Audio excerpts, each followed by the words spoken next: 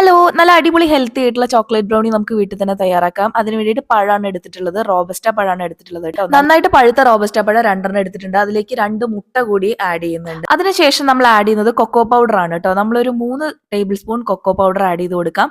അതിനുശേഷം നന്നായിട്ട് ഒന്ന് ബ്ലെൻഡ് ചെയ്ത് കൊടുക്കണം കേട്ടോ. പിന്നീട് ബേക്കിംഗ് പൗഡർ ആഡ് ചെയ്യുന്നുണ്ട് ഒരു 1/2 സ്പൂണ്. പിന്നെ ഒരു ഫ്ലേവറിന് വേണ്ടിയിട്ട് വാനില എസൻസും കൂടി ആഡ് ചെയ്യുന്നുണ്ട്. എല്ലാം കൂടി നന്നായിട്ട് മിക്സ് ചെയ്തതിന് ശേഷം നമുക്കിതൊരു ബേക്കിംഗ് ട്രേയിലേക്ക് മാറ്റാം. പിന്നെ അതിന്റെ മുകളിലായിട്ട് കുറച്ച് ചോക്കോ ചിപ്സും കൂടി ആഡ് ചെയ്ത് കൊടുക്കാം കേട്ടോ.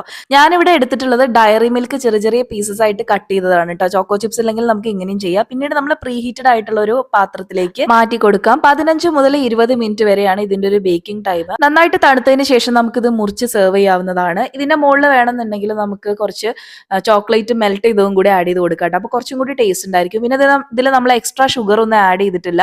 നിങ്ങൾക്ക് വേണമെങ്കിൽ അങ്ങനെ ഷുഗർ ആഡ് ചെയ്തിട്ടും ചെയ്യാം. അപ്പോൾ ഞാനിവിടെ മിൽക്ക് ചോക്ലേറ്റ് മെൽറ്റ് ചെയ്തതും കൂടി ആഡ് ചെയ്യുന്നുണ്ട്. അപ്പോൾ നമ്മുടെ ചാനൽ സബ്സ്ക്രൈബ് ചെയ്യാൻ മറക്കരുതേ.